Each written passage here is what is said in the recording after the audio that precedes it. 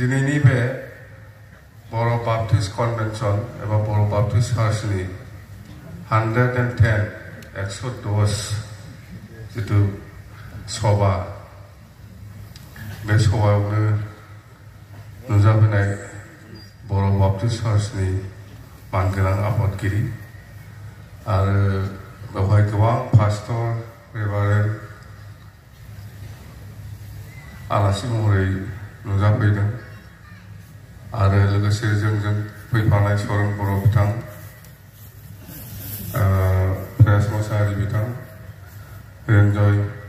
बर' बिथां आरो समसेरारि गिबि गिबियावनो आङो नोंथांमोन गासैनोबो आंनि गोसो गोरबोनि अननाय मोजां मोननाय आरो सिबिनायखौ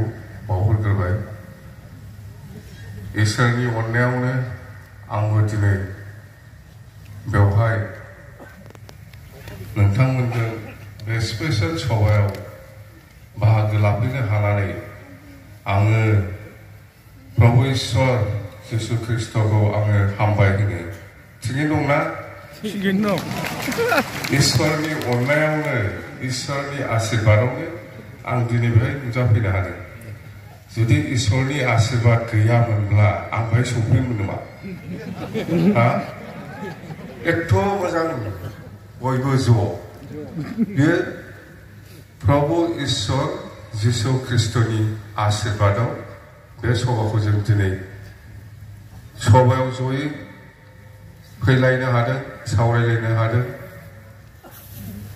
आरोबाव प्रभु ईश्वरनि प्रार्थनाखौ जोङो खालामनो हादों। इसोरखौ फोथायनांगोन प्रभु ईश्वरखौ फोथायनांगोन फोथायनाय गैयाबा जेबो जानाय नङा। आङो फोथायो नोंसोर फोथायना फैदो आं दा दिनै फुङावनो आर'ज गाबनानै फैखादों आंहा मिथिबाय दिनै फुङावनो गारि गाखोनायनि सिगां आर'ज गाबनानै फैगोन हे इसोर आंनि जानाया मोजां जाथों सफैबायबो आङो बिराद मोजां जाबाय इसोरनि अननायब्ला बियो आशीर्बाद दङ नङाबाथ' बहाबा लामायाव सौदोगौमोन आङो माथो नङा होमबा दा जों बयबो एथ' मोजां खौसेयै जयै बेहाय प्रार्थना खालामफैनो हादों बेबो इसोरनिनो अननाय गासिबो जिनिसानो प्रभु ईश्वरनि सायाव सोनारगोन। नोङो दिनै गथ' गथायखौ मा सानो हे प्रभु ईश्वर आंनि गथ'आ एबार मेट्रिक परिखायाव फार्स्ट डिभिजन पास जाथारथोंहाय हे ईश्वर प्रभु मानो बुङो ईश्वरा गैयामोनबा बुंगौमोन नङा आशीर्बाद नागिरदों नङा होमबा ईश्वरनि हे प्रभु ईश्वर एबार आंनि गथ'आ क्लास 12 फाइनाल होगोन मोजां मोजां पास जाथारथों हे ईश्वर प्रभु बुंना बुङा दे ना बुङा आंथ' बुङो नोंसोर बुंना बुङा आं मिथिया आंहाथ' बोर लाखानांगोन नोंसोरबो दिनै जेनेबा उदालगुरि बाजाराव थांनोसै सोरबाया थांगोन माबा मोनसे लाना हे ईश्वर आं 100 थाखानि फाननो हाबा मोनथारगौ होननाय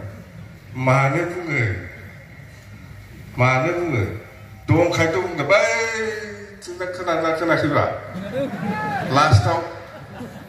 खोनाहैयोना दे जेखिजाया जोङो उदालगुरियानो जा बाक्सायानो जा जेखिजाया प्रभु ईश्वर जिसु ख्रिस्टआ जोंनो आशीर्बाद होदों जोंनि ओनसोलाव शान्तियै थाथों जोंनि ओनसोला खौसेयै थानो हाथों जोंनि ओनसोला उन्नयन जाथों आं बेखौनो प्रभु ईश्वर जिसु ख्रिस्टनाव आं आर'ज गाबबाय जाहाथे जोंनि गथ' गथायफ्रा फैगौ समफ्राव आं साननाय बादि नों साननाय बादि जाहाथे बे बिटिसि ओनसोलाव गोजोनै रायजो जालांनो हायो, शान्तियै थालांनो हायो, खौसेयै थालांनो हायो आरो बे ओनसोलाव जाहाथे जौगाखांहोनो हायो। बेनि थाखाय आरोबाव खेबसे प्रभु इसोरनाव आरज गाबनानै प्रार्थना खालामनानै आंनि सुंद' बिबुंथिखौ गायनो फोजोबनाय। दे गोजोन्थों। Thank you.